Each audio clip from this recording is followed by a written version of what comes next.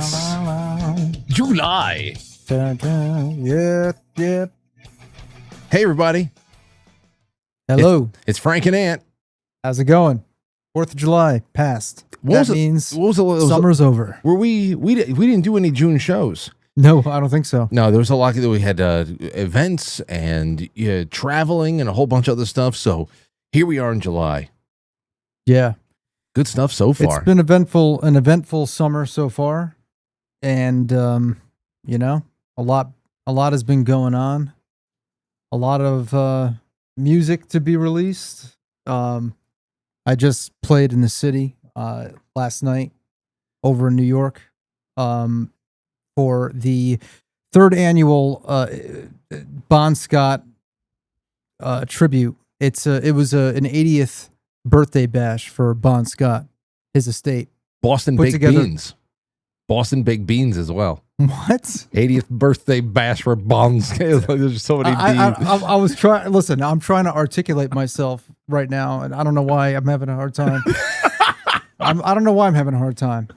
You know, I think you did great. I just noticed there were so many bees. Yeah, well, I mean, 80th birthday for Bon Scott. I mean, well, obviously there's a lot of bees. There's 2 bees already.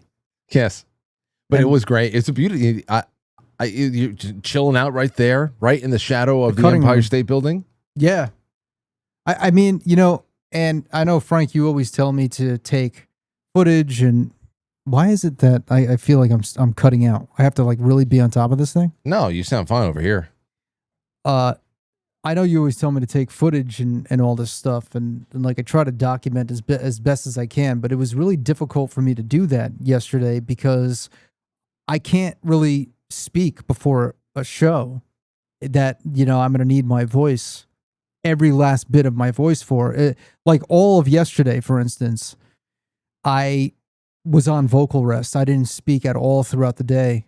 I woke up, I didn't speak for a good 5 hours after I woke up, and I only said what was absolutely necessary. And then once I got to the show, I mean, obviously you can't just not speak at all, but I wasn't really socializing much. And the people that I was with, the other singers, they understood. They weren't really speaking a lot either. Nobody was speaking to each other. Nobody was speaking to each other. We got Kyle is here. He was not at the show, guys. But he's here tonight.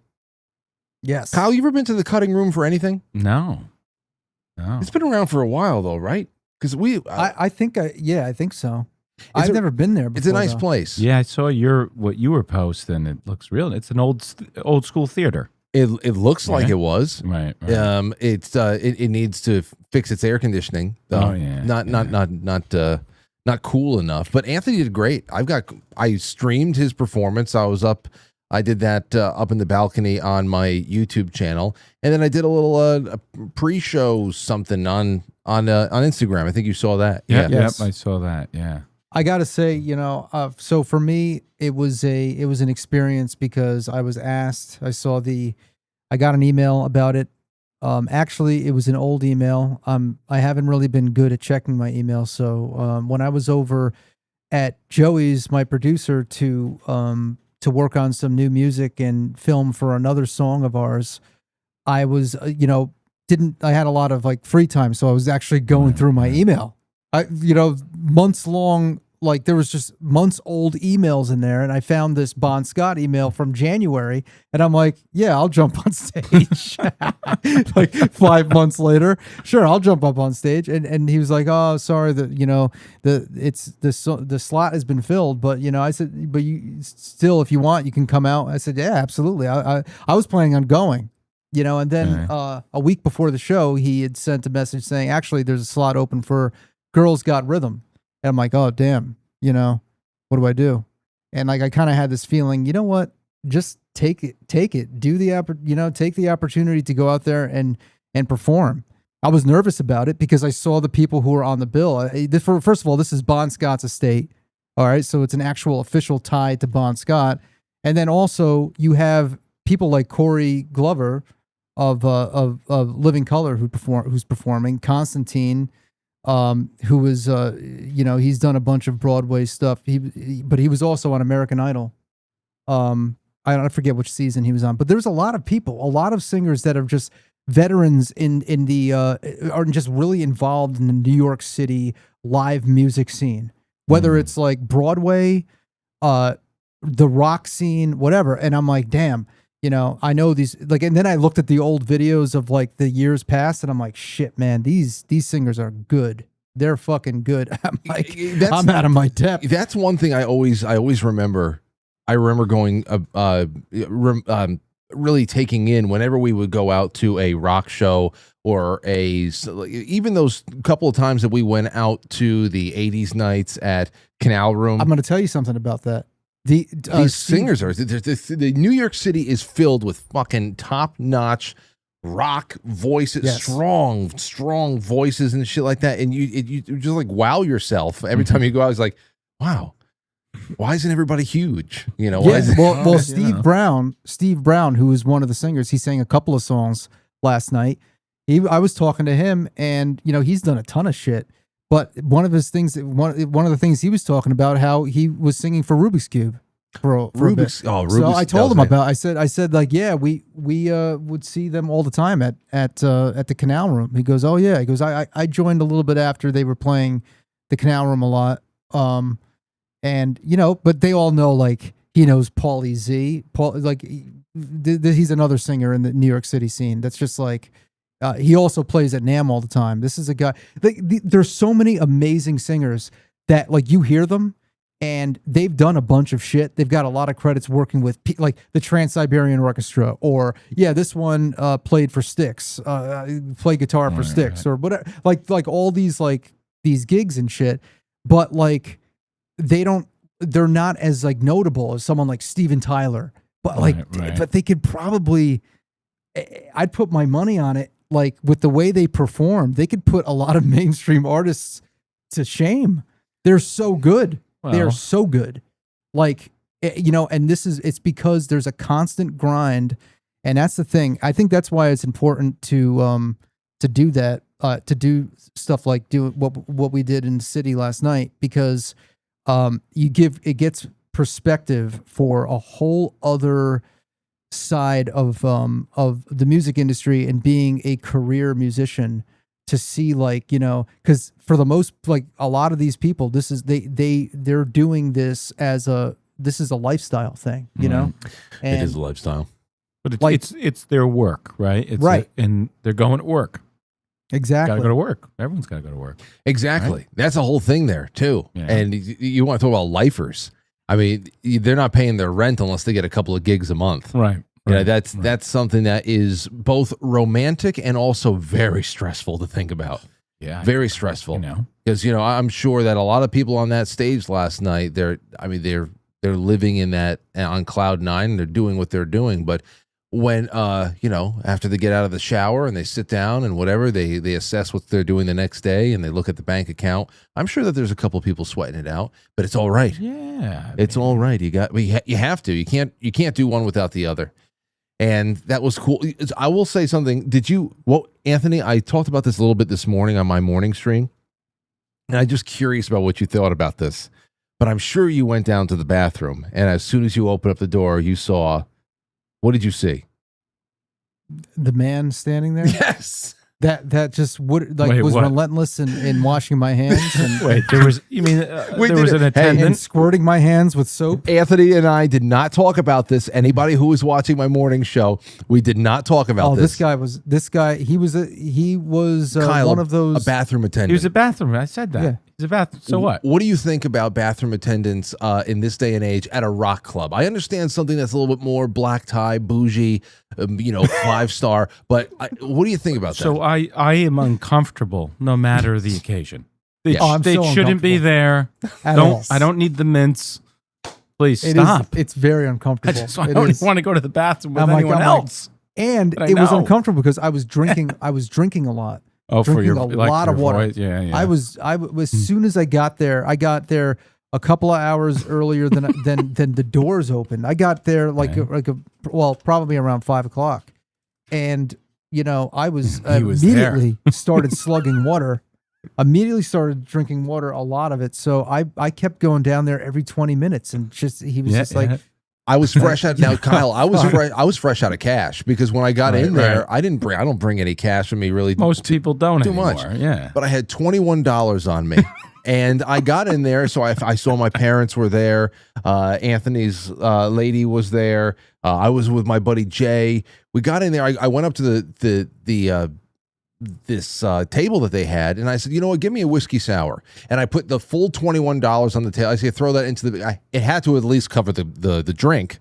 I know that it's exorbitant, but 21. Yeah. Okay, maybe I didn't cut it for tips, but still.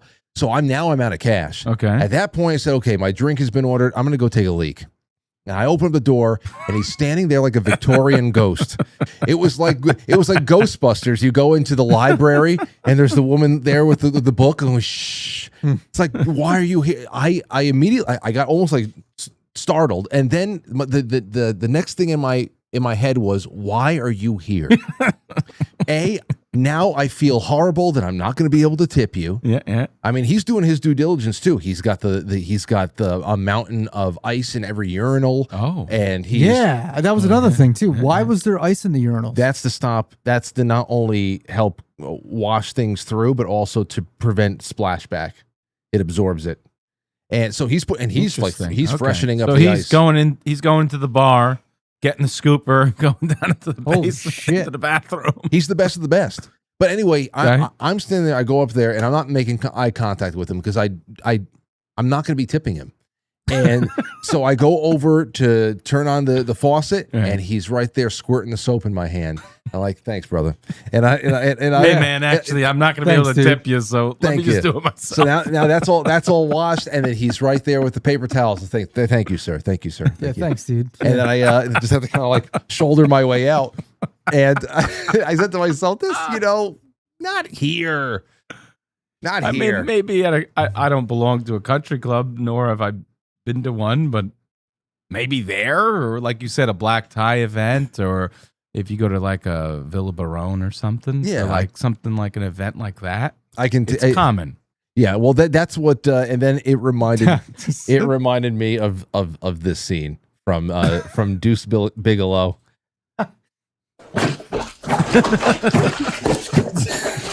Raspberry. Furiously plunging. You know what's funny? I was just thinking about this today, actually. I don't know why. Not your candle? Well, I'll tell you what I was thinking about.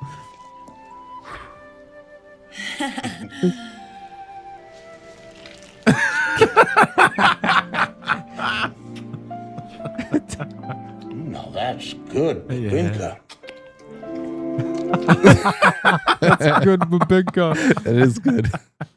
I was just thinking, I don't know why, but I for some reason and I haven't seen that movie in so many years. I don't know what prompted the thought, but I thought about the scene where Deuce Bigelow's asking his father about man whoring, and he said, and his response was, I was just thinking about this the other day. The idea of a man whore is a relatively new thing. And then for some reason, I was thinking about that scene. I'm like, why didn't I think it was funny years ago? The real funny part about that line is that why was he just thinking about that the other day? So it's so oddly specific. Why was he just? And then it goes on to talk about that, but then he goes on to reveal to Deuce that his mother was a prostitute. Right. So that she chose me. Didn't he say something like that? She chose. Oh, now I have to go find it. But before we get into everything else that we have lined up for tonight, and we have a wonderful chat room full of people that are already hanging out with us. Deuce Bigelow, mom. Let's see here. Hold on a second. Deuce Bigelow. Shit scene? Huh. The shit scene. Okay, hold on. There's shit everywhere.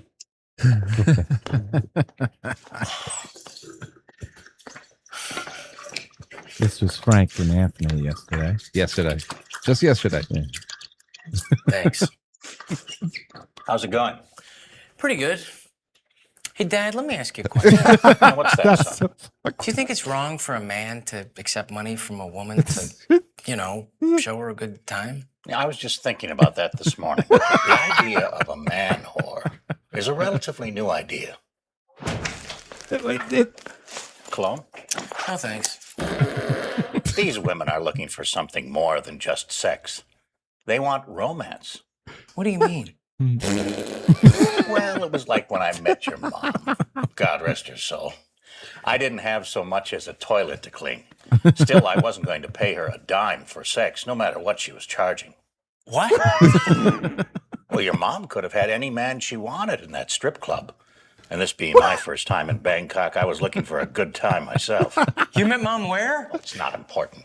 The thing is, she saw something in me. Beyond the 200 baht. A man with an eye for adventure. Who wasn't afraid to risk it all. Dad, are you saying that... The So strain. we took all her $1 bills off the stage, said goodbye to that donkey. And 2 days later, we were man and wife. And we were happily married. Long time. So do you think I should be more of a risk taker? Worked for me. Now here goes Thanks, Pops. the line. Well, son, looks like I've got some work to do. I don't know why. All because of that damn bathroom attendant last night. I've been thinking about this movie nonstop. It looks like I got some work to do. And he's just so proud about it. You know, we need that kind of pride. We need that kind of pride again. We need that kind of comedy again. What happened? There's not like I haven't seen a movie that has like a dialogue like that in a while. My second favorite character is, of course, the detective. It better be. Yeah. He's so self-conscious. Anyway, so I have a couple things I would love to go through before we get into the topic of aging rock stars. I have a bunch of photos. The last time you, Anthony, me, Kyle were together, we were talking a little bit about our time at Ruff Ryders, right? Yep. Yeah. Now I found a folder of all of the Ruff Ryders photos that I took while we were there. I don't know if I had others that have been deleted since, but still, let's get to them. Okay, so the first one up, that's me doing college work. It was our last semester in college. Yeah. You know, we were just getting started. This was in, there you have it right there, February 11th. Mm-hmm. I remember we were there for a Super Bowl Sunday. Oh, yeah. What's Yeah, this? there's Yeah, there we go. There's me and Kyle. that might have been the Super Bowl, was it? February 11th? Siri, when was the Super Bowl on 2007?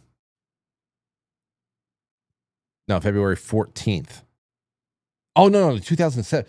Siri, what day was the Super Bowl in February of 2007?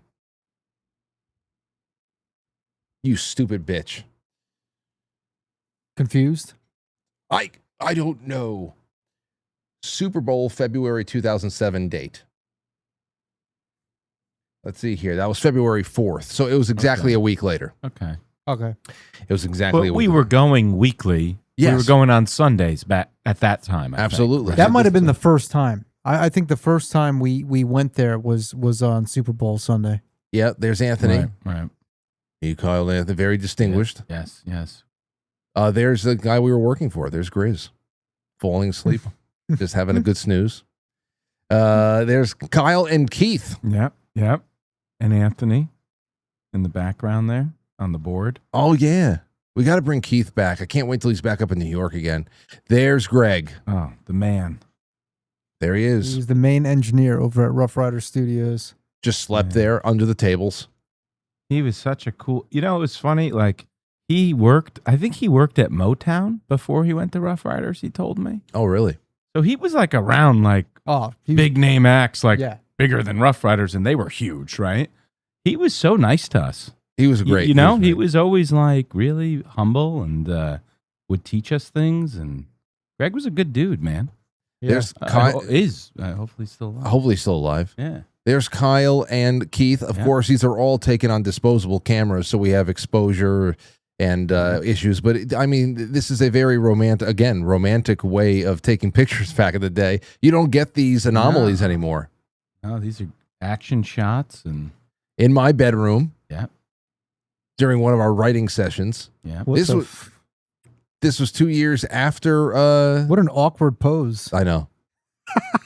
It's a little gangly. little gangly.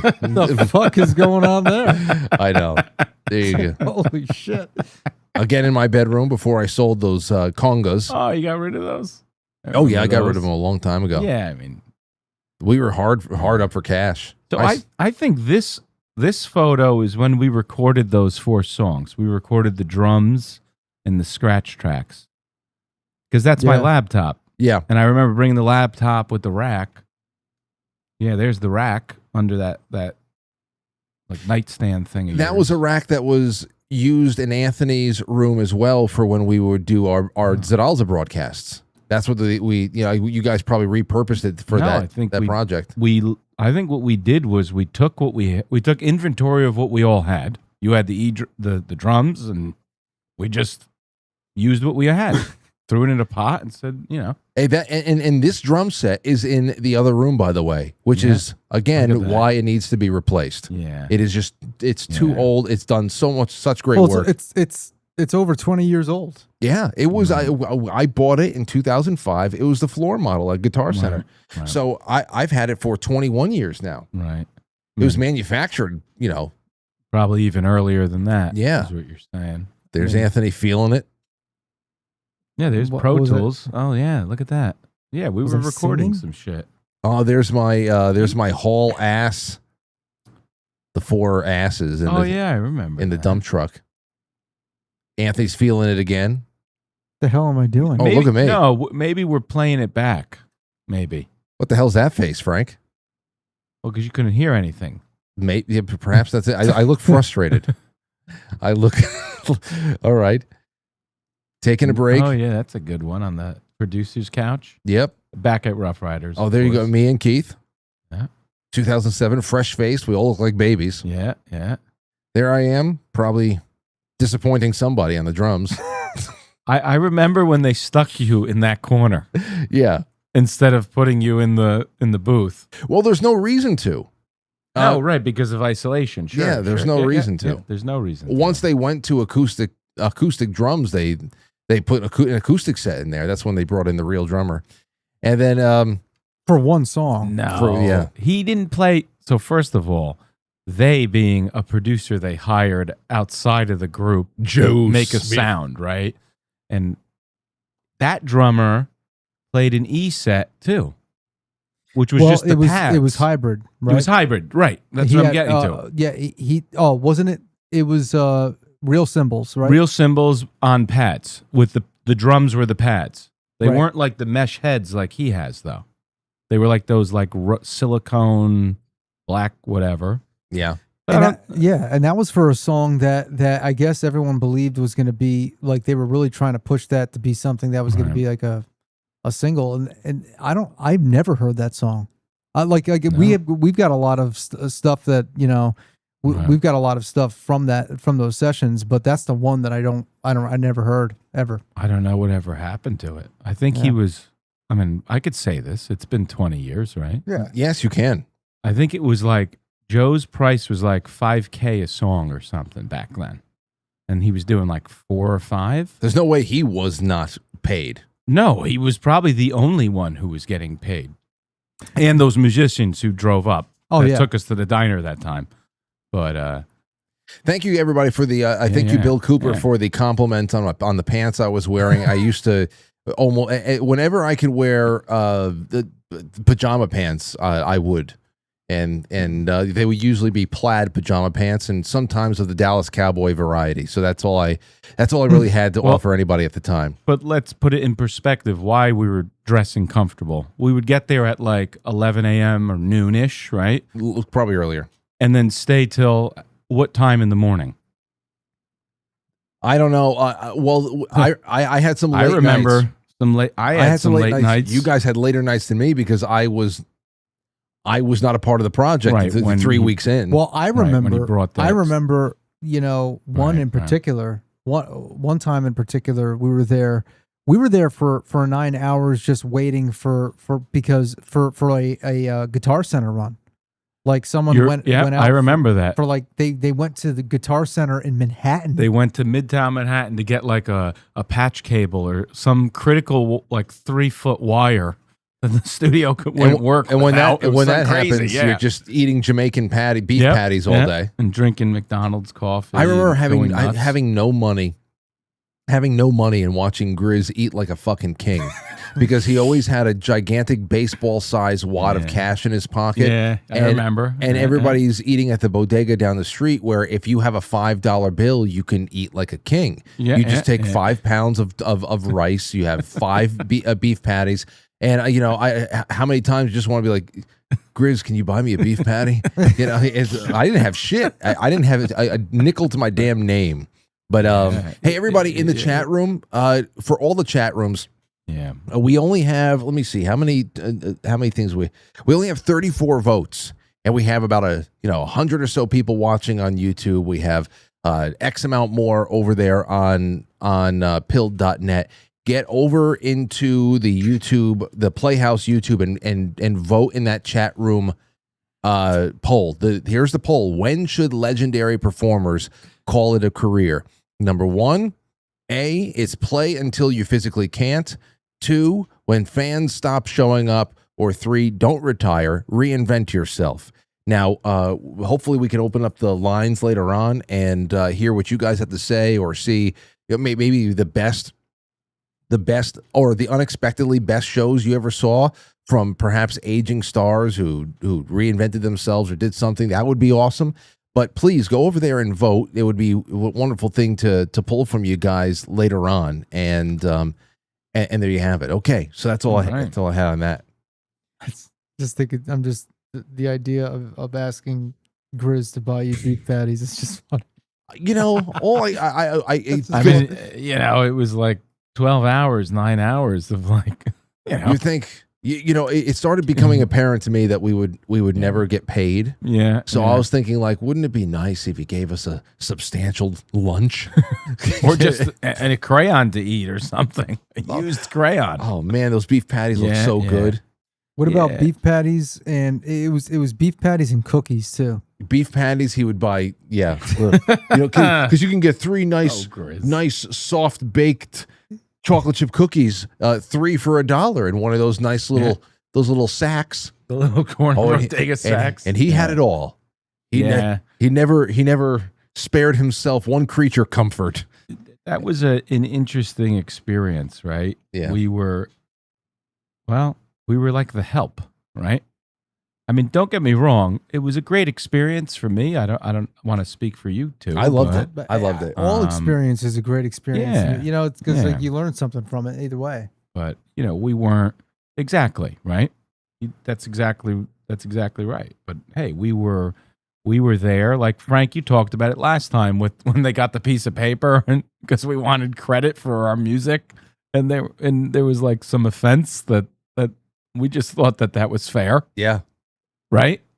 I still, to this day, think it's fair. And I'll go on the record and say, Grizz has a pizza place, and we ordered from it last week, and it was really good. So I'm going to still get his pizza. Yeah. But back then, it was an awkward situation sometimes. I know, because you want to be friends. You want your friends to think highly of you. Yeah, and I mean, I obviously, like I stuck with it, I guess, the longest out of the 3 of us. But, even I got to the point where it reached an end, but it was a great experience. It was. I would do it again. Well, we'll see what happens. We have plenty of toys to play with over here. We need to put to good use, to be honest. And are you going to buy me a beef patty? We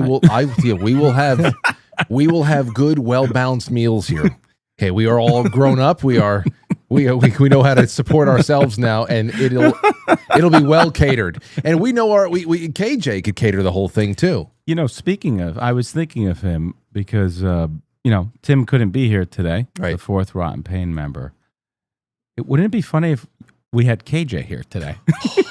The first singer. I didn't think about this until just now. Did I? Like a minute or two ago. Oh, we played. When we were all together, I played the first Scream. I played that. Yeah, no, I know you. You know what's funny? I just think it's funny. So what's hilarious about that is that KJ, who he was the first singer, and it was hilarious because he didn't actually ever sing. We were trying to get him to. He agreed to be the singer. He said that he could sing, but he never showed up to practice ever, not once. and we would try to get him to come to practice, but like, you know, he just wouldn't. He wouldn't like answer his phone, and we even have footage of us trying to, you know, wake him up. I think he was probably awake and he just didn't want to come. Wake him up where? We went to his house? No, we were calling him from the basement. Okay, we were calling right back then. You were showing up to practice, but he wasn't. So he said that he was going to be the singer and never showed up to practice. Yeah. And then finally one day, you know, we got it. Like he started, you know, we booked this Battle of the Bands, and he agreed to come up to sing "Walk" by Pantera. This was at my high school. Yeah, and that was the only time that we had him. That you know, that was, you know, that was it. I just wanted to show you KJ's performance, how incredible it was. Hold on. It was, what was it? It was just the last song we did? It was Walk. Walk, right? Now, he walks out, because the whole time it's you, me, and Anthony. We are playing, as in there's me with my picture of this. With my my Lars Ulrich 1991 kit. Okay, there's KJ. So here we are. We've been playing for 20 minutes, and people just thought, okay, well, there's these three kids that are doing instrumentals. All of a sudden, without any kind of introduction, KJ saunters out onto the Wait, field. Is that March 15, 2002 or 2003? 2002. 2000. Yeah, junior year. Frank and I's junior year in high school. Here he is. You were a sophomore or a freshman, maybe? There's KJ, the pizza guy now. Oh God. Well, the other pizza guy. We've always been working with these pizza guy singers. It's New York.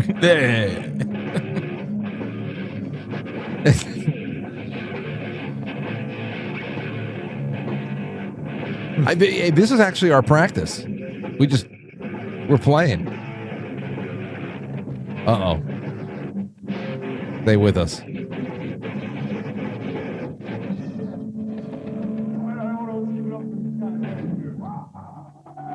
Okay. I can't. Just sing. Wait, what did he say? I'm laughing. I know you get it. What did he say? I don't want to see you standing around for this one. Oh, yeah. So he's doing his Phil Anselmo shtick. Yeah. Well, you know. You have to. That's all we were doing. Yeah, we were just emulating our heroes. I was doing my Metallica shtick.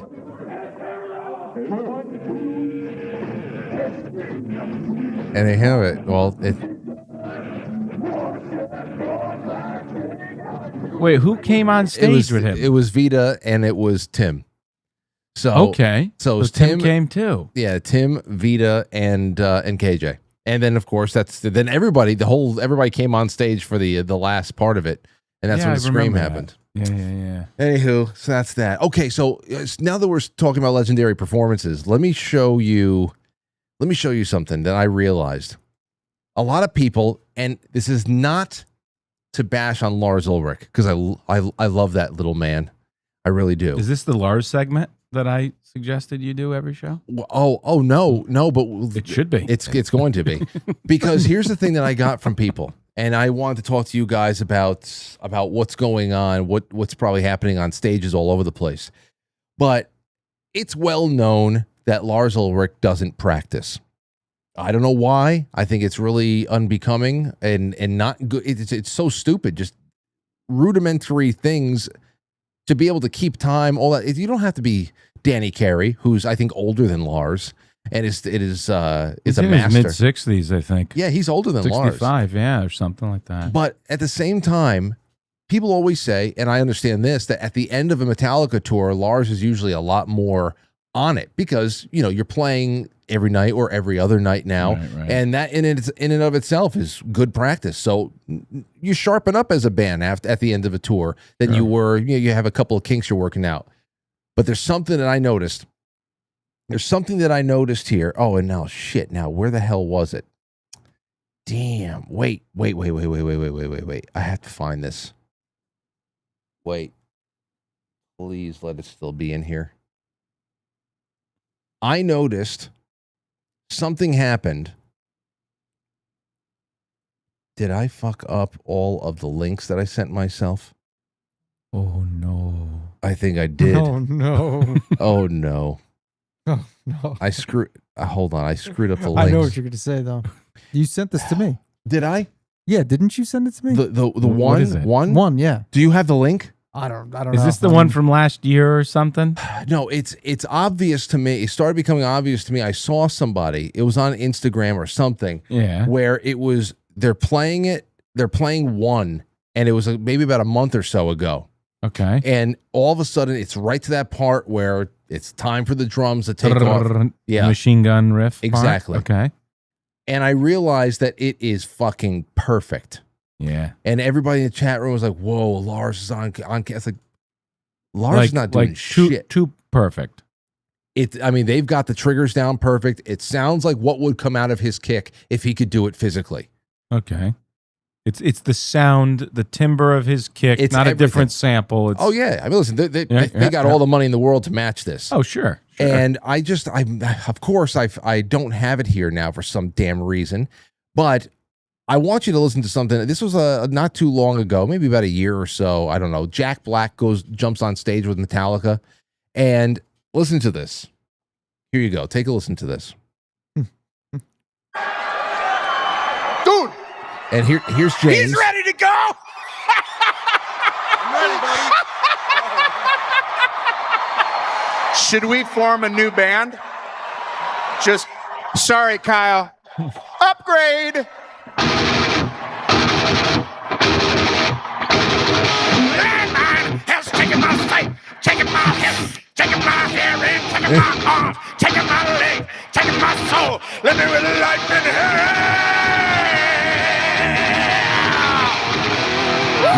Now, Dude! now, sneaking behind the drum set is Lars Ulrich, and listen to this. Oh my God. That's the best ripcord. Ladies and gentlemen, Metallica!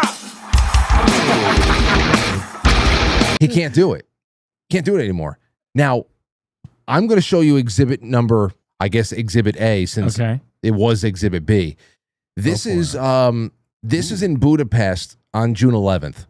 And I want to just say, despite everything we're about to do right now, I can't wait to see them again. And the next time that I'm going to see them, I will be getting a ticket for Aurora, and she'll have her little isolation headphones on there, and she's going to love it. I don't care how late we have to stay up. She's going to love it. But this is Battery. Now, the first place I'm going to bring you is, right around here. Okay? Okay. It's right. Okay, here we go. Listen to this.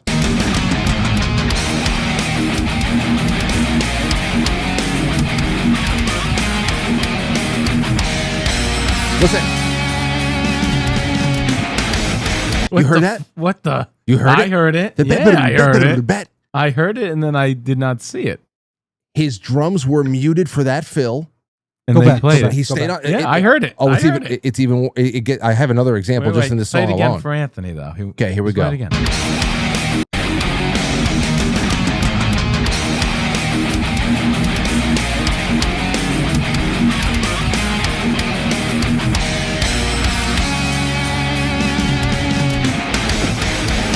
Okay, that's exhibit number 1. Now we're gonna go to. So wait, hold on a second, though. So in that fill, it sounds like he goes down the toms, It goes, right? He's on the snare. He's doing some ghost notes, and it goes down. It's not just hitting one tom, It's right? it's all in front of it. It's a bet. He's not doing it. Not at all. But it's not even just a matter of that. It's a matter of that's the exact same fill that is on the 1986 album. They lifted it right from. I'm telling you. And here's another one for you. This is 310 right there. Okay, let's see this one. Ready? That's another one. Play a little bit before here we go. 310.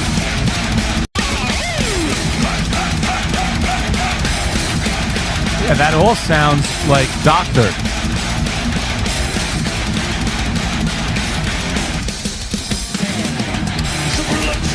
I hear it because if you let it keep playing, you'll hear him start slipping. I'm telling you, man. So here's the thing. First of all, to me, I'm just like, this is not necessary. You're not that old. This is not necessary. It takes just a little bit of fucking practice. And I mean, that's crazy. This is what they're doing to patch all this stuff up. So, what do you think about this, Anthony? Well, this kind of like plays know? into, I guess, the question that you asked: when should legendary performers call it a career? Play until you physically can't. When fans keep showing up, because if you look at it as Metallica, for an example, they really are. I mean, I know they're older, but you know, they're going so strong as far as the fan support and people who show up to their shows. They're one of the most successful acts in the planet.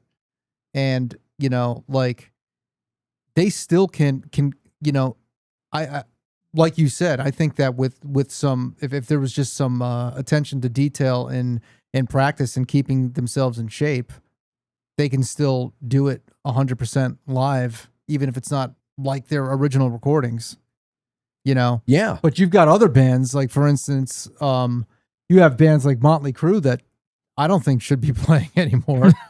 You know, like No. I mean, so I've heard some of the things on YouTube. Yeah, it's man. terrible. There's some I mean, like, not and to then knock 'em, and the thing with Guns N' Roses too. Yeah, you know, Axl Rose, he every once in a while he'll come back. Like there'll be some clips where you see, you know, oh shit, he got his old voice back for this little bit. Like it's like, you know, and then there are other clips where he's just doing this very, very light version of what he would normally do. Like, you know, he's just singing completely in like, you know, like this light, like head voice, which kind of sounds like Mickey Mouse.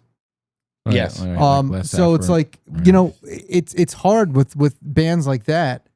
But Metallica, they really are built for longevity, you know, like their music isn't that, you know, it's I don't know. I mean, eventually it's going to be too much for anybody. Like, you know, heavy metal, I think is you know, a pretty much a young man's game up to a certain point. Hold on. But I don't know. But hold on. This one, yeah, definitely young man's game, and they have incredible production value to be able to, you know, do what you got to do. The problem is though, when Kirk can't, when he has to start, Nothing Else Matters Over because he screws up the beginning. That's a little like what's going on here.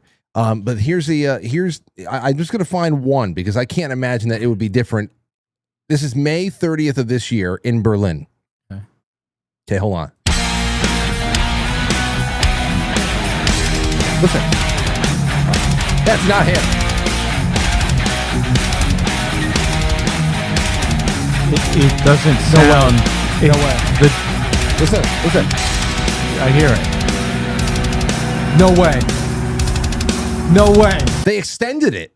Just to say, hey, see what he's doing. Yeah, so they extended See, him. he can play. There's no way that they would give him that those couple of extra measures to just stretch that out if it was really him. I'm telling you, it's just crazy. I hear it too because the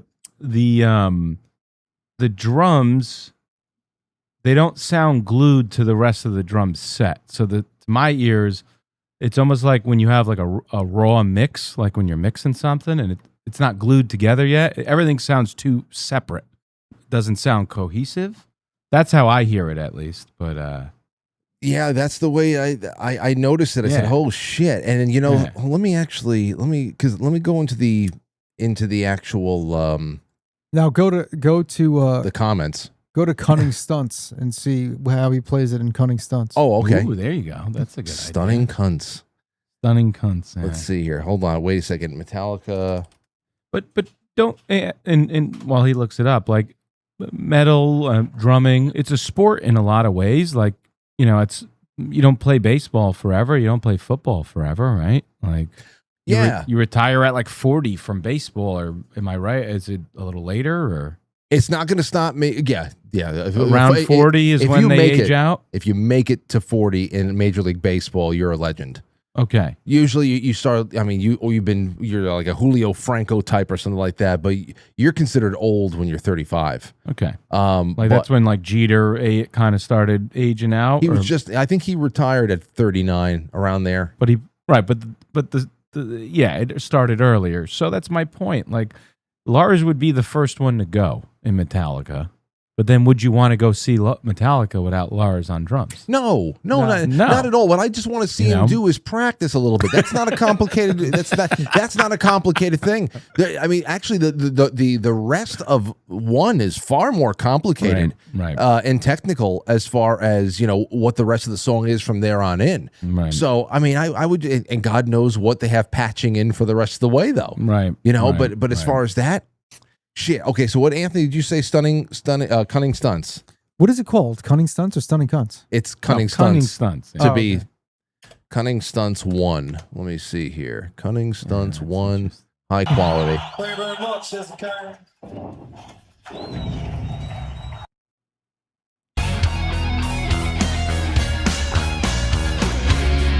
This is when they were like 35. Oh, yeah. Here it goes.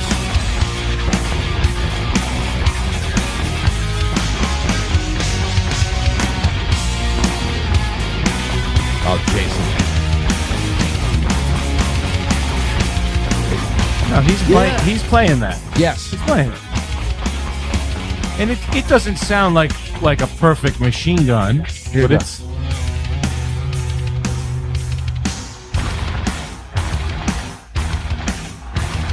It wasn't. It actually kind of sounds like da, da, da, da, da, da, da, da. You know what it is, because there's no triggers, back then. And he always used what I also realized too throughout all the years, because I used to pay very close attention to all of the gear that people were using, if they're especially on the drums or something, was he always used felt tip beaters. Really? He was a felt tip guy? He's got a big felt tip beater. Like the big round head. Yeah. Like the first one you get when you buy a drum set. Yeah. Yeah, interesting. And sometimes they have a plastic back or whatever. Yeah, but yeah. I remember I went to exclusively wood once. I saw, remember that. Yeah, I saw Vinnie Paul. Yeah. He's got wood beaters in the 5 Minutes Alone video. Yeah, and I was like, oh shit, I'm getting that. That must. I got to be like Vinnie Paul. It right. It must sound clickier. It had just whatever. I mean, I remember one time somebody told me, here's a little tip for you, kid.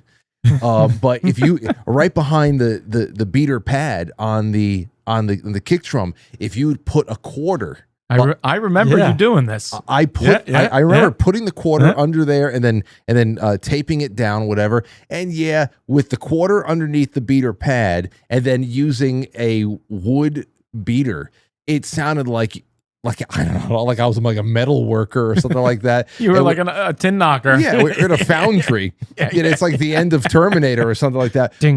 But the other thing is that the quarters used to fall out right after in the middle of a song. Then you only have one head. Don't they make like stickers people use nowadays for that? Probably. I think I saw that. It's like not a quarter. It's like I've learned how to sell tune something. I've learned how to tune now in a way that I wish I knew when we were out there playing. I would have needed 18 pounds less of duct tape. I would have never needed any moon gels. I remember I was going to say those gel things that I remember. Once it got hot, they melted. Yep. I would never needed any of them. I just learned, because you know what it is, the whole point is learning how to actually tune the rear beater. Oh, really? The rear head. That's what really controls the resonance. And I was just going to ask you that. I never like really looked into interesting. it. Then again, I had a whole bunch of other problems when we were all first getting together, and I had the 4 aerial toms and the 2 floor toms.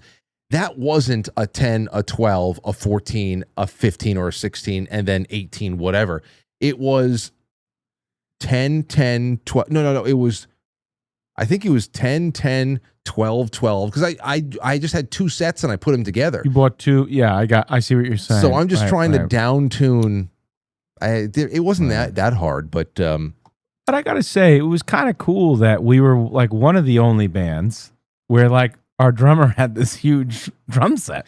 Yeah. I mean, you were like maybe one other guy had a double bass drum. Corey was playing a pedal. I always, even when I downsized and I said, okay, you know what, I'm just going to go I'm going to go Pantera with this one, and it's just going to be 2 aerials and a floor tom. Right.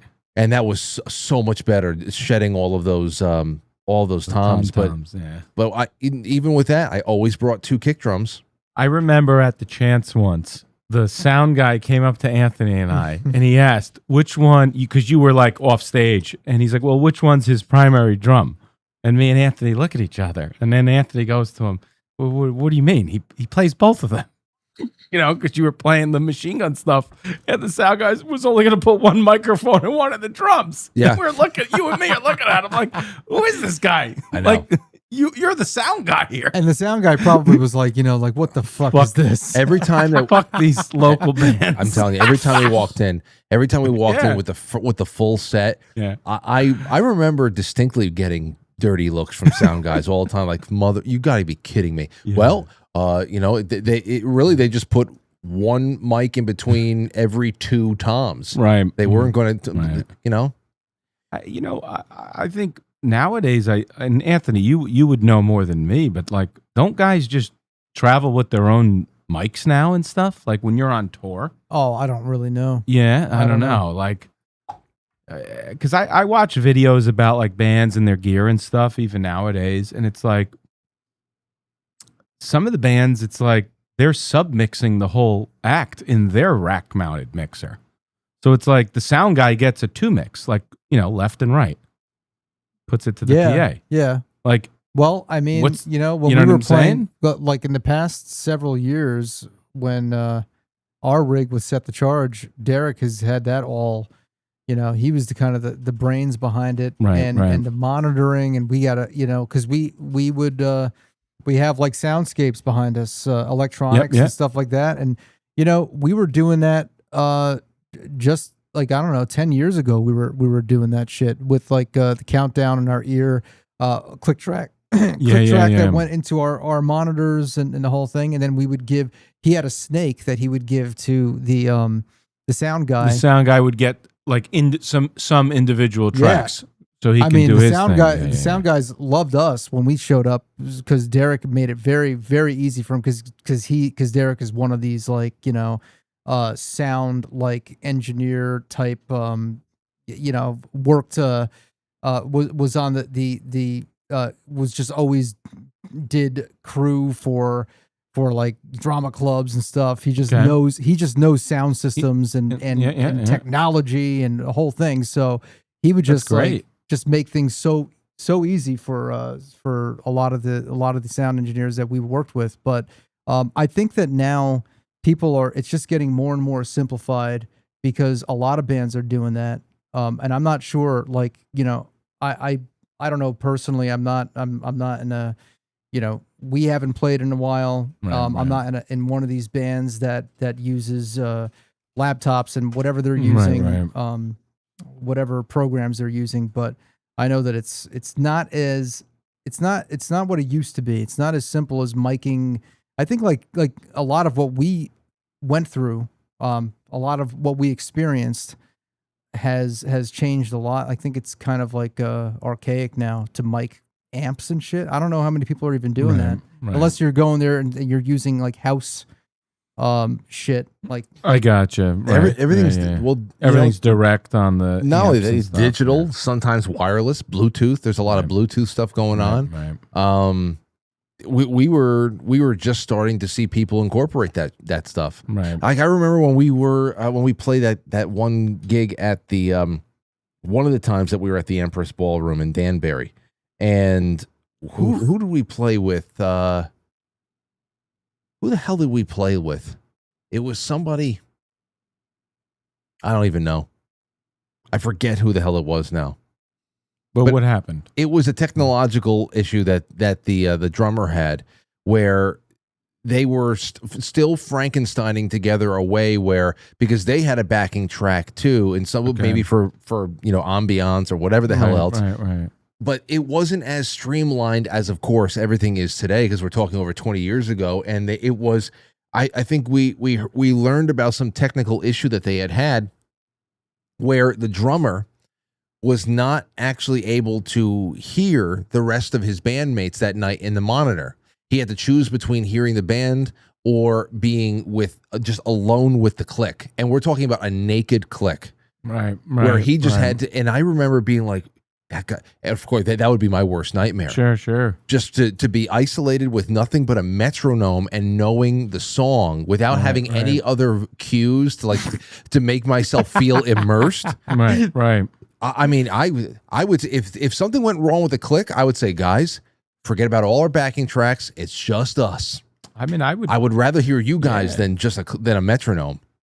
I mean, I would bring it back. What did he do? Did he? You Do you know? remember if he? He was great. He was fine. He was a machine. Played, But that's just not how I am. I remember I had a special small box Epiphone. You had the first amp you get when you learn how to play guitar. It's like this big. I brought that little thing with me everywhere. Whenever we went to a small club or a small bar or something, I would always ask them for a folding chair so that I can have that amp behind me. It was line out of Kyle's amplifier, line into mine, and I just had that thing cranked. I just wanted the rhythm guitar in my ear.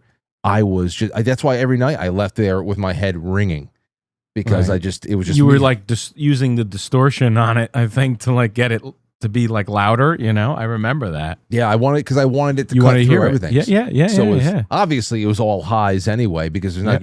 But little speaker, but all the things we did. Like I think back to like Pantera. Like I don't think they played to a click live, right? They were straight groove, right? They were like old school rock band.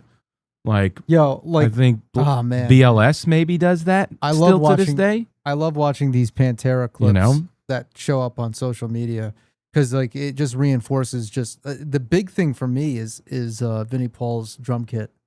How insanely huge it sounds, cavernous. Yeah, and the fucking snare drum, and everybody in the comments say the same thing. What do they say? They it's like you have like 1,000 comments that say that snare is a shotgun. Snare. Yeah, it sounds like a shotgun. Every his snare. Hold on, I'll get it. The Vinnie Paul's snare live it's not even. It's crazy. Hold on, but you have to put it in perspective too. Like if they were playing like speed metal or like modern death metal, that wouldn't work because you need space between the notes in order to hear the shotgun, ring out. What would we play? Should we play This Love or something? No, you should play the when Any they were song. in Japan. Seoul or whatever. So how do you say that? What? I don't know. Seoul. Seoul. That's South Korea. Oh yeah, yeah. Okay. My bad. Obviously I know my geography. It's okay. It's all right. It's those people with the eyes. All right. So what is the what's the what do you know what song it is? Just Any song. Play 5 minutes alone. Sure. It doesn't matter. 2001. Okay. Revolution is my name. This is the most replayed. Let me go to there.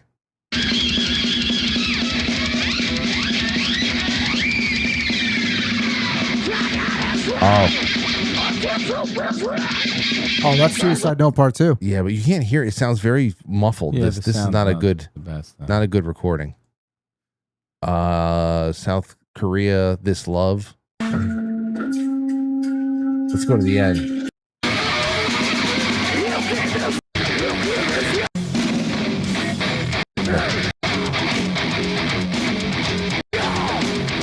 Oh, here we go.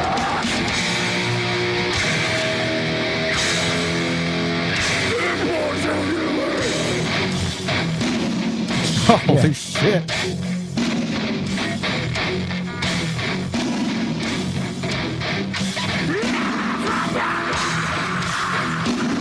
But now you hear the reverb on that. That's added. That's Right. added there, though. That's added, but like that won't work if it's like because it's just going to be muddy and mush. The groove metal I love because there's some space there, for things to kind of breathe and grow. I don't know. Oh, there's a lot of breathing going on here.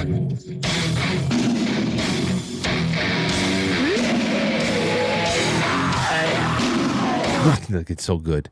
That's when Phil was at the height of his heroin addiction. Yeah, this is probably one of their last shows. Yeah. 2001. Yeah. Now, because we probably saw their last American show. Well, Nassau Coliseum, right? Because then they went overseas, and I think they spent the rest of their. Hold on. You guys, I never got to see You never Pantera. got to, yeah. When was Pantera's last U.S. show? Right, because I think we were like sophomores in high school. Maybe we were like 13 when we were younger. Okay, so Pantera's last ever U.S. show was actually July 23rd, 2001. Hold on, wow. give me the 2001 Pantera Reinventing the Steel tour dates. That makes sense, because then they went to Europe, 9/11 happened, and then they had to come home. Yeah. They didn't play all of Europe on that tour. The Extreme Steel tour, hold on, February. No, it was in the summertime that we saw them. Pantera's. Did we? Yeah. That's when they were out with Morbid Angel and Slayer. Skype and Static X. And Scrape. Yeah. Scrape, and Morbid Angel opened the show. Hold on, come on, February 10th. Now, did Vinnie Paul trigger his drums? Do you have any info on that? He did. Well, I mean, like the kicks kind of sound like it could have just been masterfully mic'd. You know, his drums were so big. I mean, it's like obviously triggering isn't necessarily cheating, right? It's more for like the sound man than anything, but because it sounds so like consistent. But he was really good. Hold on, I think I found an entire tour log on the Pantera site. Let's see here, 2001, 9. It would be 6. Let's see, where is New York? Nevada. No, that's not it. 7? No, it would be August. Wouldn't it be August? I don't know.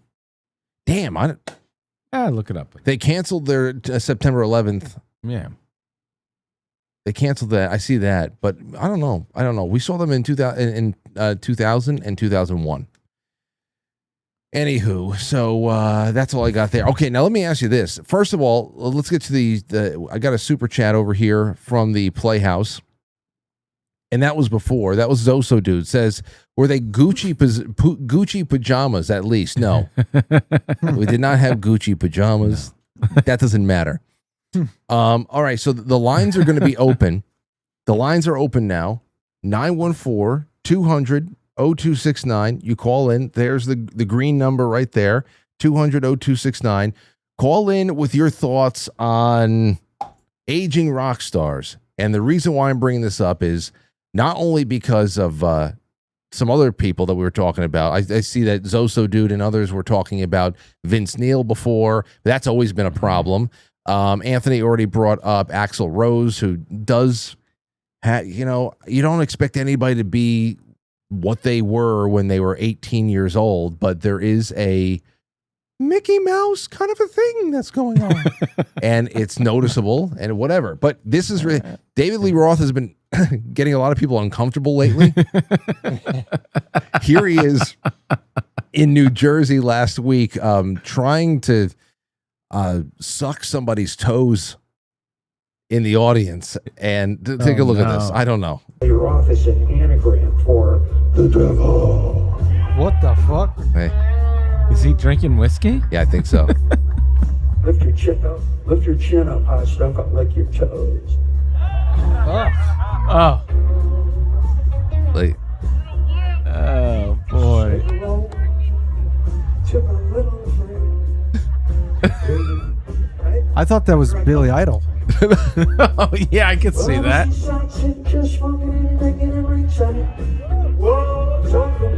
He's not even trying to sing.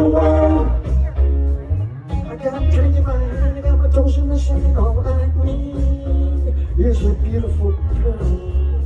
Beautiful girl. Here I am. listen, this is one guy who What was the rest of the performance like?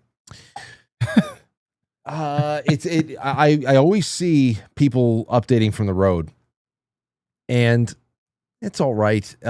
People are usually commenting on what he's wearing because he refuses to stop wearing these Lycra pants, and you can clearly see the outline of his penis the entire time. I've heard these. I've seen it. It's a little on Instagram. uncomfortable. That's uncomfortable there. Yeah. But despite his not being the Dave of old, he at least wants to be there. He looks like he's having a good time. Yeah. And I mean, comparing that to Frankie Valli, who, I mean, here, this is from, I think, last year. It's like Mr. Beast is over there. But Is he? no, he looks like him now. He's saying, just watch this. This is Sherry live.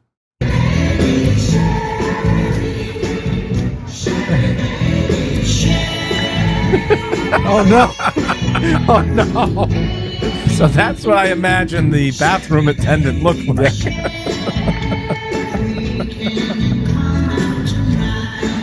Look at his eyes. Oh no!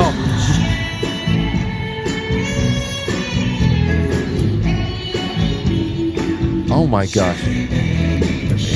How old is he? He's got to be he's got to be close to 90, if not 92. But I mean, He doesn't sound bad. Is that really him? no. He's not even holding the microphone to his mouth.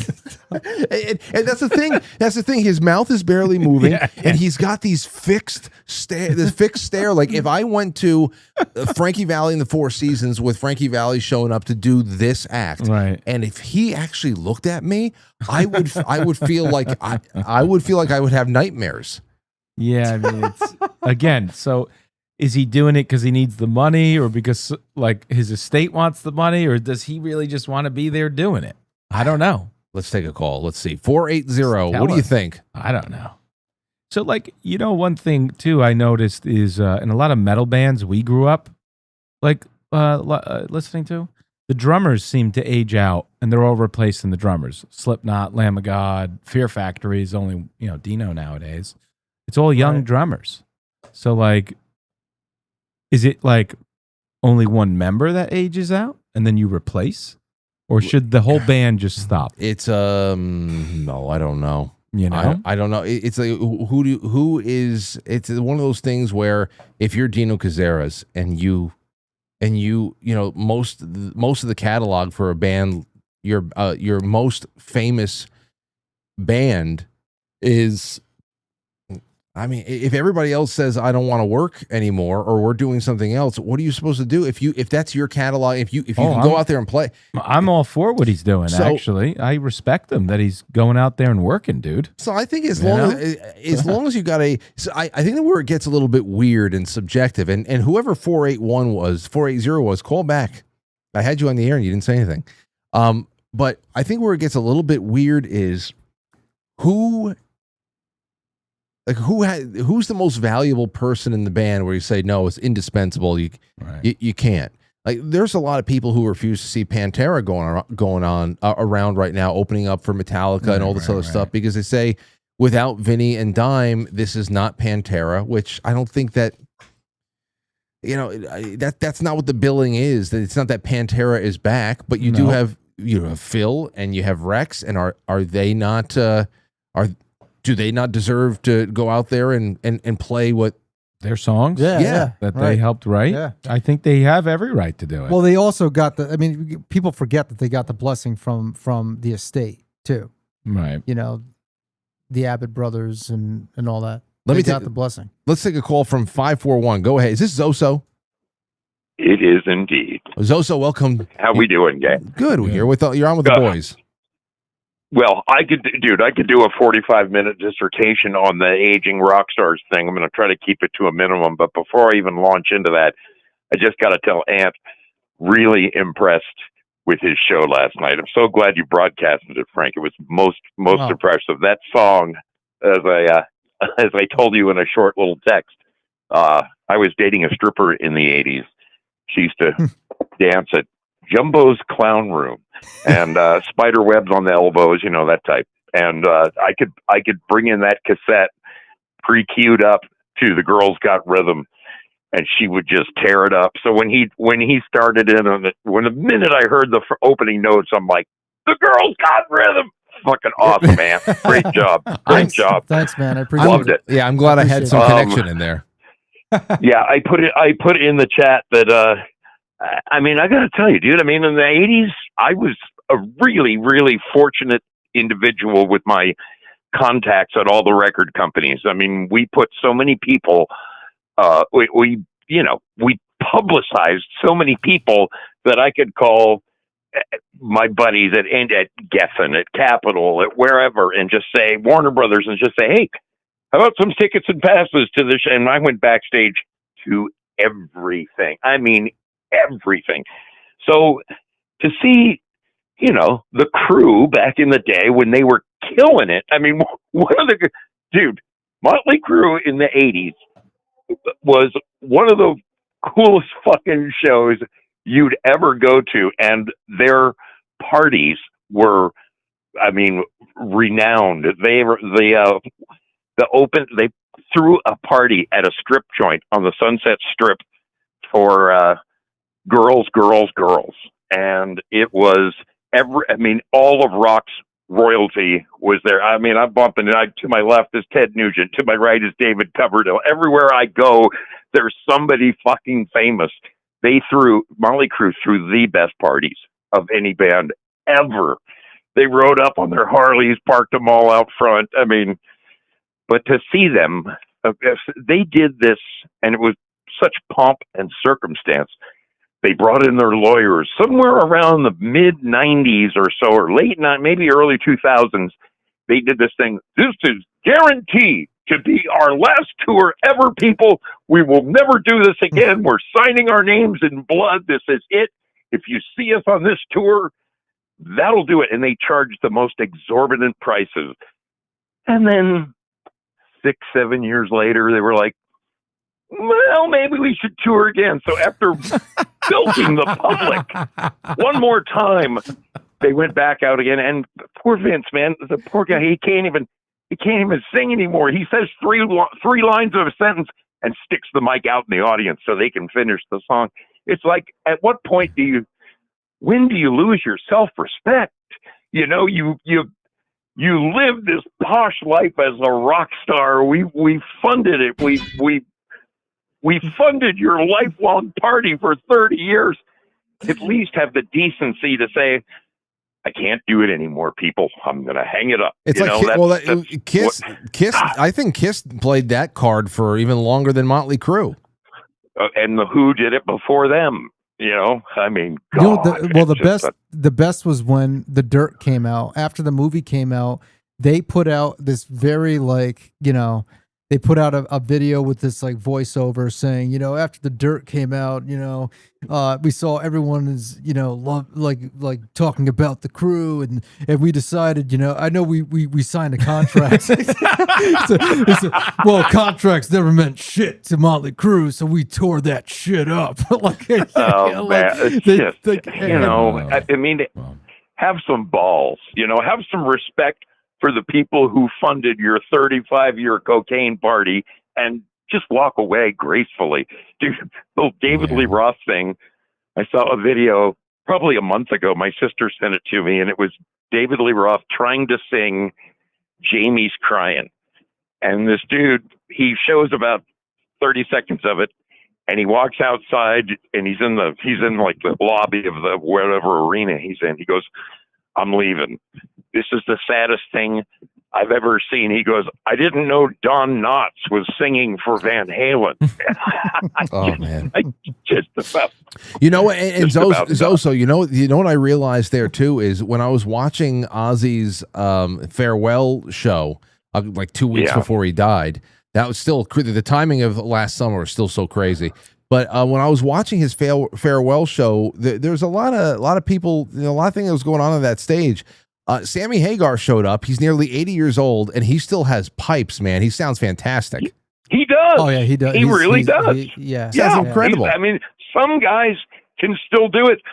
Crazy as it sounds, this dude's almost 90. John Fogerty can still sing from Creedence, but Oh, dude, that Frankie Valli thing was sad. Oh, it made me want to cry, man. I'm a Jersey boy. God. Yeah, Fogerty That was still rough. rocks, man. He plays that baseball bat guitar. You ever see him whip that out? Yeah, Oh yeah. I have. Gents, He rocks, I had to seize the opportunity. This is Yeah. I could do this topic forever, man. By the way, so the Cowboys from Hell tour in 1990, they Pantera opened for Suicidal Tendencies. Man, What? those were the days. Oh, You know, Really? anything. Shows like this.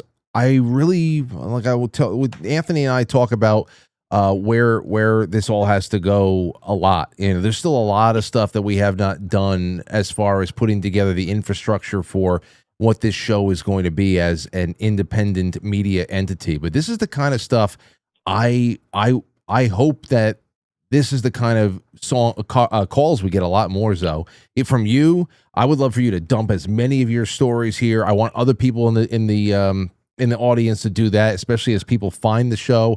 And not only that, but I was just thinking about it too, like the Playhouse. I mean, that has so many different types of live entertainment connotations that, I mean, it makes sense to be able to, you know, report from this brand on concerts and movies and everything else. Why the hell not? So I hope you don't ever. I invested every nickel I had from age 18 to about 35 going to shows, and I've got the ticket stubs to prove it.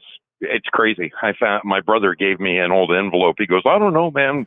I don't know how I ended up with this, but this is yours. And he hands me this envelope, and it's got my ticket stub from like Cal Jam 2 in 1978 and all these stubs from Zeppelin. And I'm like, holy shit, you know, like eight different Aerosmith ones. It was freaking cool to have. Don't hold back. Cool man. to have once again. Seriously, don't hold back. Call in anytime you got a story, because it's going to encourage others to do so too. Awesome. Hey man, I hope to see you in person in like 6 to 8 weeks or so. Oh, wonderful. That'd be great. You just let me know and I'll clear a seat out for you. Sounds good. All right. Take care. Take care, man. gentlemen. Have a good one. Peace. There you go. There he is. Fly back to the beginning. Super group versus versus it's Sammy Hagar. Oh, you people been having a good time so far. Come on. I guess it's time to take a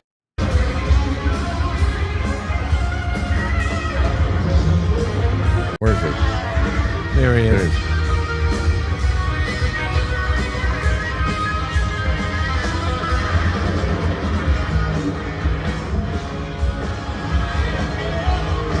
Wait. We can't hear him.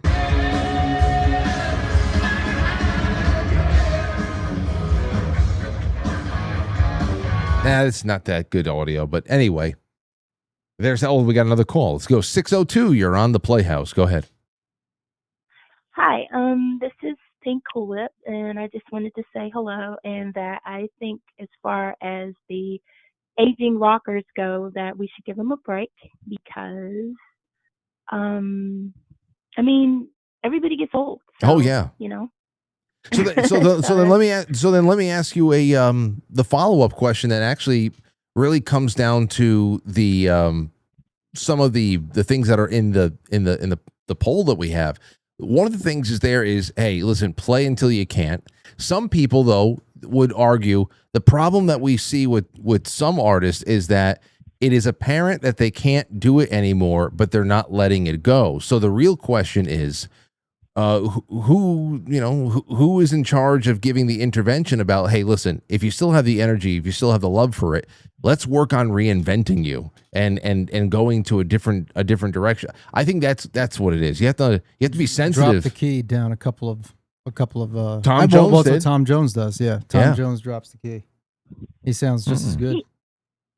Yeah, that makes sense. I mean, maybe the people that work with them should tell them, like, you know, maybe you should reinvent yourself and do something different or try from a new direction or whatever. But anyway, I just wanted to say something to Anthony too. I saw your performance online and I just thought it was awesome. Oh, well, thank you so much.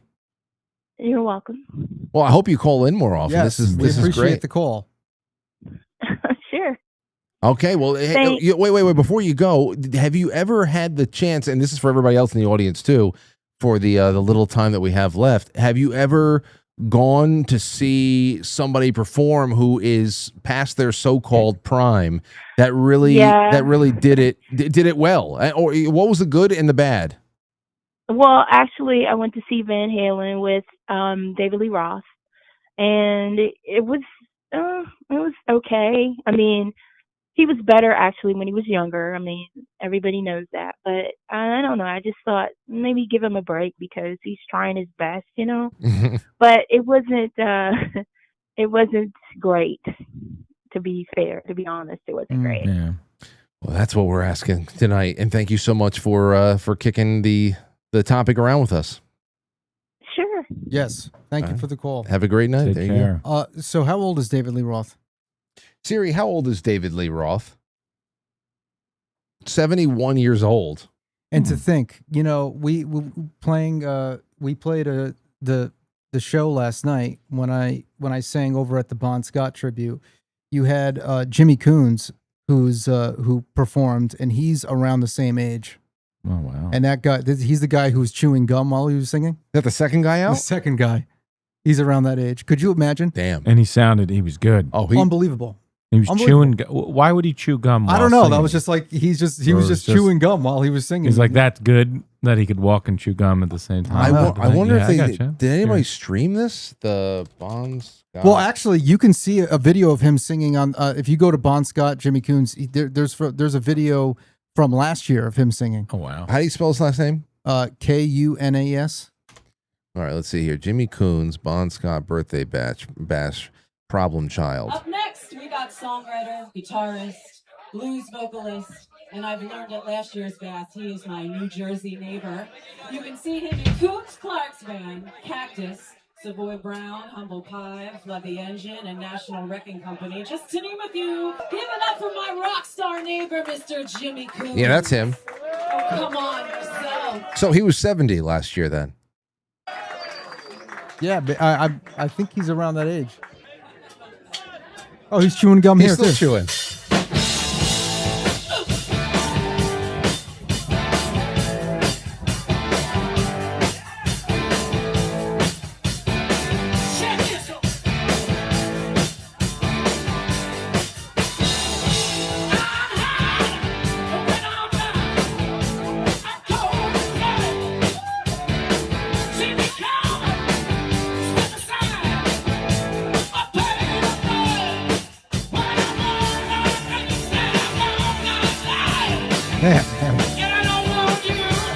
It's David Lee Roth.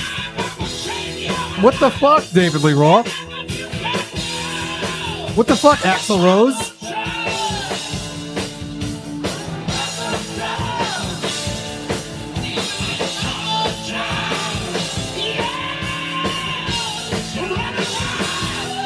I mean, it's fantastic. I know, but you know what? Let's. Oh no! Here you go.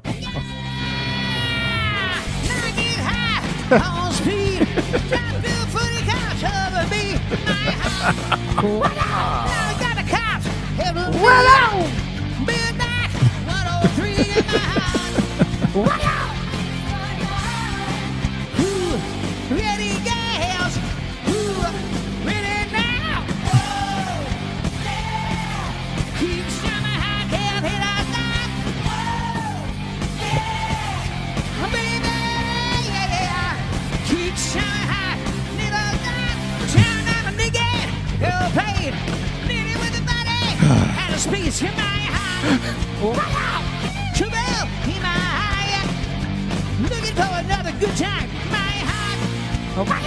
Yeah, pretty. Yeah,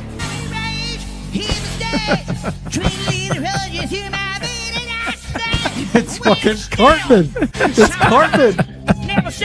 It's fucking Cartman. Holy shit. Hey, fuck you, Kyle. It's one of my favorite videos. Oh, You know, it's this is the state of rock, and then on the other end, when you think about like the new people, I just think that I think that someone like Youngblood, for instance, is a very sad story. I'm going to tell you why I think it's sad. It makes me sad because anytime I see a Youngblood video, whenever I see a Youngblood video show up on my feed, it is him crying to the audience or crying to a microphone on a podcast about internet haters. Yes. And where's the fucking music? That's all I know about this guy. Where's the music? I only know whatever I know about this guy is from Rockfeed, and it's always responding to somebody. Now, here's the problem. Yeah. Okay, I if you want to be vulnerable, I think I am 100% on board with sharing your feelings, being vulnerable, and the stigmatism and whatever. But what happened to putting all of that into songs? Like, and I understand that there is a people are incentivized, whether they realize they're doing it or not. Unfortunately, we're in an age where a clip of somebody pouring out and telling their struggles about something will actually be fuel for the algorithm more than a song will. Okay, you put that in a song and fucking forget it. They're going to choke the reach. But if it gets clicks, it'll definitely get clicks if you're crying on camera talking about the struggles of whatever, this, that, and the other that people would normally, artists would have normally put into songs. Right. But I just look at this, and the problem I have with this is that this is a guy, I followed his career way before back to the beginning when he really blew up with this whole Ozzy thing. And the reason he blew up to a whole new audience was because he was basically knighted symbolically by Ozzy. Okay, there was the whole, and then he wonders why. He goes, well, I never asked for this. Well, dude, it was obviously like a whole story unfolding for everyone to see, that you were given the cross. You were given Ozzy's cross, and he basically embraced you like like I'm passing the torch. Now it is what it is. I mean, and that's cool as hell. I mean, anybody would say, like, if it were me, I would be like, what the fuck? It's like, that's like anyone would accept that honor. That's insane. Okay. But I mean, what comes with that is this responsibility now that you have a whole new audience that's looking at you because of a performance that you did at Back to the Beginning, where you did Changes, a version of Changes, and you did it well. And, you can really see that he has the package. Like, he's aesthetically, he's got the rock look, he's got the voice, he can do it. The problem is, up to that point, he didn't have any songs of his own to back that up. Now, here we are a year later, and all I see are just like, to be fair, I actually did some research, and he has released original music since then.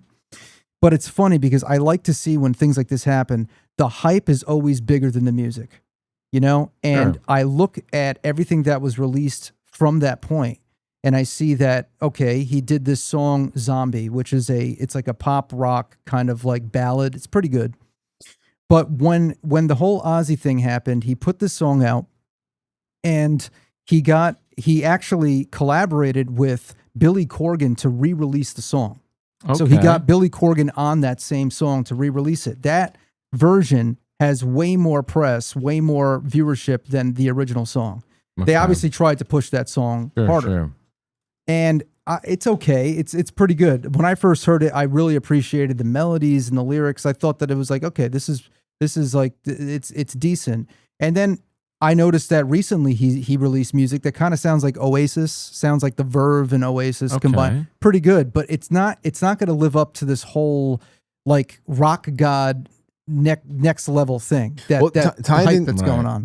What's the tying in? How do we get? I'm trying to follow the genesis of the conversation. How do we get from Vince Neil to this again?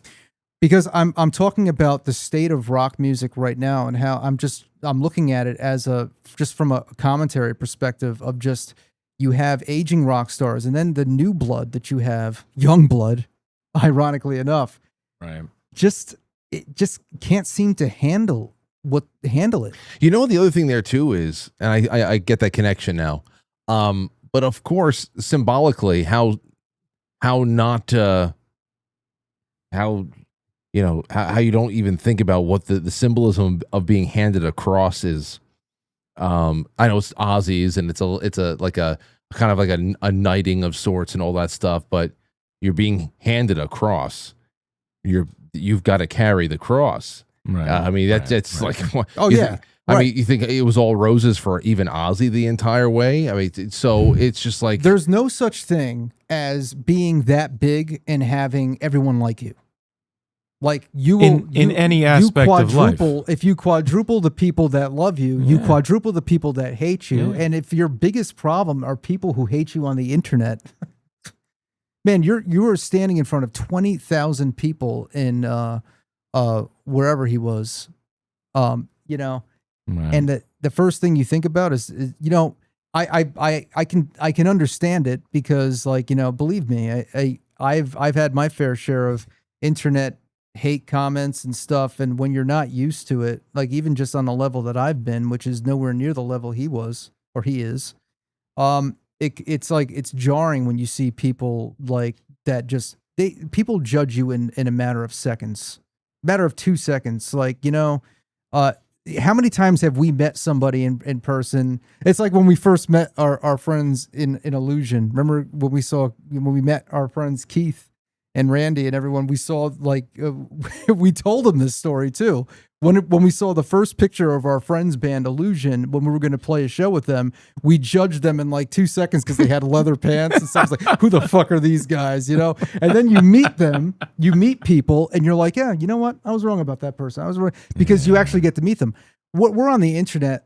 Like, you don't know who the fuck I am. You see 2 seconds of me talking about something, and if you find a video of mine, you see, like, I'm talking about maybe your favorite band, watching it for the first time. So you're like, who the fuck is this guy talking about my favorite band? Oh, now he's going to try to sing the vocal line? Fuck this guy.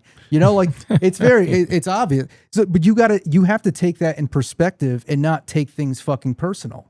And then you have to go and do your try to train your mind to do your own thing and embrace the good and fucking pour everything into the art. I don't know if he's doing that. And then I see like an announcement that Youngblood said he's taking time off now. Yeah, like got to go to rehab facility. Time off, fucking yeah. A mental health take time break. off. Well, there's nothing wrong with that. Take time off and pour all of that into your art. That's what people do. Well, that's what this. I think ironically, well, and maybe not ironically, but on a 30,000 foot view, everybody's got to take time off. That's the whole thing. Yep. I mean, we all found new music, and new music was introduced to society, and people went out on tour, successful tours for generations before there was anything social about the media. And, it's just, I understand that there are more responsibilities now if you're going to be managing and advancing a brand, even if you have big team behind you. Like this Youngblood guy, no doubt employs dozens of people who work tirelessly managing all of his affairs, booking his appearances, whatever the hell else. But you still have some responsibilities to be visible on social media. Maybe we can start rethinking that it doesn't really. You don't have to be visible constantly. Yeah. You could just release the song. You can just play a show, and you don't have to be everywhere. You make a good point, because, back in the day, they would release an album. They would reappear, right? Release an album, do a tour cycle. Maybe it was extended. Then they would go away, and you might even forget about them for a little bit. You forget about Tool for years. Tool was like 10 years cycles, but even if it was like the 3 to 4 year cycle, and then you would get excited when they reemerged, right? Buy the album, go on go see them on checking tour. for the tour dates. Yeah, get go a to magazine. Ticketmaster. Right? Yeah. And then they would take maybe some time off, and then now, but I think also the economics won't allow most groups to do that. They employ teams of people. What does Metallica employ? They have like 80 tractor trailers worth of gear. They have a lot. Right? Of, yeah. I forgot what the Metallica. How many hundreds of people does Metallica is like a mini economy. So they have a responsibility to always be present, right? Yeah. In some ways, right? Yeah, but even with Metallica, there's a great example right there. Now, obviously, they're in the twilight of their career, and it's a glorious twilight. Of course, they're having a great time. They seem to really be loving what they're doing, and a fan base that's second to none. And but at the same time, and all along the way, they've had to do things. They've done all the award shows. They've been on all the radio shows and things like that. You have to go promote an album. You know what you got to do. Go on Howard, shit like that. And then every time you put out an album, you tour on it for 4 years. Like they tour on an album for 4 years. Then they disappear. They do something. I don't know what's going to come up next. If they're going to do another album, if they're going to do like an S&M, another one, they'll come up with something. Or like they did the movies a couple of times. Yeah. So there's probably something in the feeder, and they'll be back on tour, and I can't wait to go see them. But at the same time, they're not very active on social media, but it's just people clipping their performances. Right. People, are retweeting other people who are covering them. Right. They have all of the, get the reload out, get the load out. Right. They're doing that right now. Like fan contest type stuff. They get people to, but that's their team too. That's their social media team. Don't forget, it's not James behind there doing and Lars. Get the hashtag, get the load out. Well, I saw that. I saw that. I don't know why my voice did that. Lars was doing some like selfie videos before and after the shows on this tour cycle. I noticed but I'm sure that he takes the videos and he sends it to the gives social it to media. someone. He's certainly not reading the comments. No, I know that. He's certainly not reading. And he probably doesn't care. Can you imagine Lars takes the video, opens up Instagram. He's the Metallica accounts on his phone. He puts it no, dude, and then he starts crying because someone made a bad comment. God forbid. Everything. Lars lives rent free in everybody's head. Like for example, today I was on Instagram and I saw this drum cam footage from probably like 1987 or 1988, 9, something like that. I don't know. It was early 90s. Who knows? It was Nick Menza. And he's Megadeth, right? Yeah, destroying it on the drums, just destroying it. Old school. Has nothing to do with Lars. Somebody in the top comment with like 5,000 likes was Lars watched this and cried. It's like what? Right, no, but see, that's a testament. People think that Lars is just like looking at drum videos all day. If he did, he would be better. Right. Exactly. That would you're assuming then that he actually cares enough to fucking play good, and he wouldn't have to put triggers on one. I know. It's not even triggers. It's just fucking someone else playing it. Underneath the stage, there's a guy, Somebody programmed those things. They were programmed, and it's just. So I don't know if he's got a click. If the click comes in, I can't imagine that it does. I just don't know. I wonder how they pull that off. Because they're not playing to a click the whole time. But that is very dicey to all of a sudden throw in a click on somebody in the middle of a song just because you want to do a patchwork job on some kick drum patterns that that you want to make sound better. So I wonder how. Maybe it's just a sound guy that knows Lars, that knows the band so well that just puts it in perfectly. Or they tap the tempo in so it's like a little different every night. However, if they're playing fast or slower, they could do that. Yeah, you know what I mean. Like there can be a guy physically just tapping along to their live beat. All right, we're gonna play it at this BPM today. Whatever it is, or they are here, like ascertaining where are they right now. Yeah. Because that's crazy. Saying. But there's no way in hell he's reading that, and that's what everybody's got to start doing. And he doesn't care. And he probably, you got to think he knows too, and he probably knows, hey, I got 80 truckloads worth of gear. I got all these like families that, I got to feed, right? Running this. Well, Metallica directly employs a core, this is from CBS News. Okay. A core touring and management crew of about 130 to 150 people. However, during large stadium tours like M72, they support an extended team of 350 to nearly 1,000 workers per stop. Yeah, think of all the people, the guy who cleans the toilets, everyone. The ancillary staff in the stadiums. Including local stagehands, steel workers, and truck drivers. And then you have the local food vendors who are, doing the food services. Like, there's a lot of people that. But not only that, they have a Metallica has a huge charitable organization now. Helping Hands, is that what it's called? Hold on. I think it is. Yeah, what I think is- it's something like that. Metallica's charitable org. What's it called? Metallica's philanthropic efforts are driven by their nonprofit foundation, All Within My Hands. All Within My Hands. Established in 2017, the charity focuses on workforce education, fighting hunger, and disaster relief. The foundation has invested over $17 million in students and programs globally. Yeah. And I know that they employ quite a few people through that alone. So that's what Lars is dealing with every day. Yeah. That's really what it is. But it doesn't. He's the guy thinking of. I really think he thinks a lot of these ventures up. I don't think people are pitching him ideas. I think he's like thinking of stuff because he wheels and deals in where James goes and like it sounds like he wants to be alone in Colorado. It sounds like Lars is more of a shaking hands and kissing babies type of guy. Indeed. Let's take another call. One last call for the night. Hello, Nordness. Hey, good evening. How's it going? Is this Don? Hey. This is Don, and One Way Mel is here as well. It's so great. How's that T-shirt? It got to you all right? Okay. You got the T-shirt, man. Okay. Good. All right. Finally. God, Okay. thank you very much for working so hard on that. Oh, well, yeah, worked very, very hard. So tell me, what's on your mind? How'd you like the show tonight? The show's great.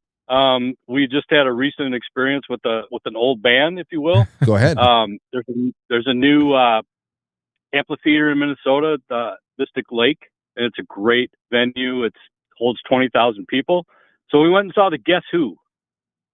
So the Guess Who, if you know, is a 60s, 70s band, and they have These Eyes is one of their popular ones, and American Woman. Yeah. From Me. Well, these guys are, they're older, right? Yeah. And they put it out pretty good. I mean, they had it. I mean, it looked like at some points it was like gumming it a little bit, but he really put it out. And they also have Randy Bachman, who was in the band, and then he went to Bachman Turner Overdrive was there, and so he sang working. What's the song? Working for a living. Yeah. Oh, Not working for a living. Yeah. I mean, that's fantastic. Yeah. So anyway, the theme was kind of the old bands, and these guys are on a tour in the U.S. and they did a great job. Well, I see right now that tomorrow they are going to be in Atlantic City at the Hard Rock, and then on the 16th they're going to be at Mohegan Sun. Yeah, we were pleasantly surprised. There was lots of white hairs there, and they were jamming big time. And then so it was good. So it kind of depends on the band and what they got, right? Yeah, and the venue, conditioning, and the venue too. Absolutely. Is that Mel in the background? Yes. Hello, Frank. Hey, Mel. Hello, everybody. Hello. Franklin. It's so great to have you guys on. Well, thank you for the contribution. Anything else you want to give us? Well, just one more. We're going to go see John Cougar Mellencamp at the same place next week. So we'll see how he does, and we'll report in. Oh, so you got a lot of cool people coming through Minnesota, huh? It's a great lineup at that new place. I mean, Train's coming, and what's the old funk band that's coming later? But anyways, you have to look at the lineup. It's incredible. What's the venue? You might have to go to more shows than normal. What's the venue? It's called Mystic Lake Amphitheater. Mystic Lake. Nice. Mystic Lake Amphitheater in Shakopee, Minnesota. Oh, that looks beautiful from the outside. Oh, the sound was unbelievable, and you lined up directly with the sunset. It's beautiful. Wow. Nice job. Take a look at this place. Well, thank you guys for the call. Yeah, you thanks, bet. Frank. Have a good night. have a good one. Hey, take care. Bye-bye. Look at that. That's beautiful. I mean, that's a 3D rendering. Oh wow. Look Yeah. at that. Right there in the land of 1,000 lakes. Anywho, okay. Well, now that we're going to start wrapping up here, man, that's what's really what I liked about this show tonight. It's really all centered about people getting out of the house and going and seeing a show. And there's a lot of shows going on out there. Nobody wants to stay home. Even the old rockers, those who can and those who are trying to keep it up. I don't know, but this makes me want to just keep getting out there and seeing places, and dare I say, even play from time to time. That would be wonderful. Yeah. That's it. You know, just getting out there and experiencing life, being a part of a scene. You know, And absolutely. All right. Well, let's see here. A couple of super chats. Safety Net says, Anthony, you rocked, and thank you, Frank, for sharing that show with us. That's from Lynn. Thank you. Let's see here. Gambera, thank you. Sean Joe, Music Man, says that Roth and Neil could never sing the songs like the CDs live. Could no or? I don't know. That came in jumbled. Not Your Mom says best live show of older singer Peter Murphy live in 2018 at the State Theater in Falls Church, Virginia. I was ready for awful drugged Peter, but he killed it. Peter Murphy. And Tommy Jekyll says followed the breadcrumbs in. Well, it's great to have you here. And everybody over on the YouTube, thank you. We've had a consistently great audience there tonight. And I want to keep taking that step with you. Before you leave tonight, please leave a like on this stream, and thank you for all the wonderful chatter and banter in that chat room. And thank you. We're ending the poll. Play until you can't has won. I think that's what it was. Play until you no longer can. That's 46%. When the fans stop showing up, 37% people say, and don't retire, reinvent yourself. That's 17% of voters. So until next time. And the next time is going to be July 31st? Yes. Playhouse, July 31st. We'll see you guys there. Kyle, anything you want to leave people before we go? No, just get out there and experience life. Stop doom scrolling. Yes. That's it. Did you have a good time tonight? I had a great time. I love hanging out with you guys. Yeah, Thanks for having me. Yeah, well, we'll do it again. Likewise. We'll do it again. We'll see what we have going on for the 31st. Maybe we could wrangle that character Tim, who's getting KJ too. Tim, I'm joking. If you can take a, you could. if you can take a bet right now, of what Tim is doing at the moment. What do you think Tim is doing right now? If I had to bet, I think he's getting pegged by a female tattoo artist that he and his wife are hosting. Okay, I feel that could happen. I also feel like he might just be getting the shit kicked out of him. I think like if that female tattoo artist and his wife they found something he did to be displeasurable or something, I feel like he's getting just elbows and knees right now, and he's just like begging for mercy. And they're lovely people, by the way. Absolutely, 100%. But he shouldn't have done what he did. He shouldn't have. Anthony, what do you think Tim's doing right now? I think maybe he's just doing push-ups. I gotta stay spry. I don't know if he's watching right now. He would have texted us already, right? No.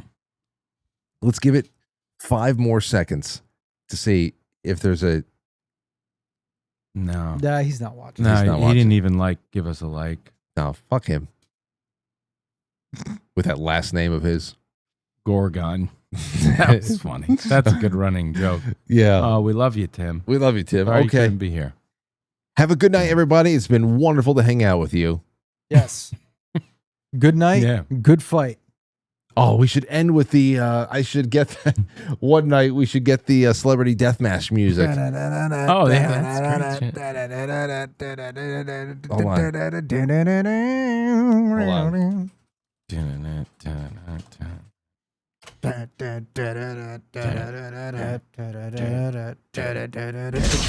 Celebrity Deathmatch.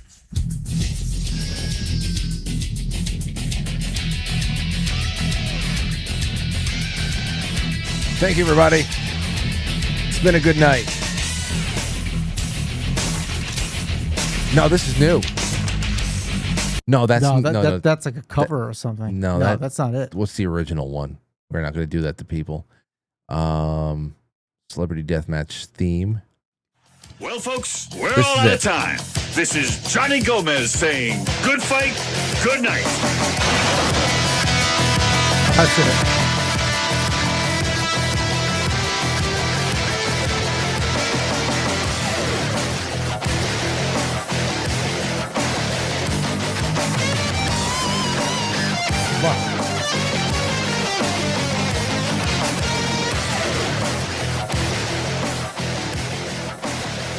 You know,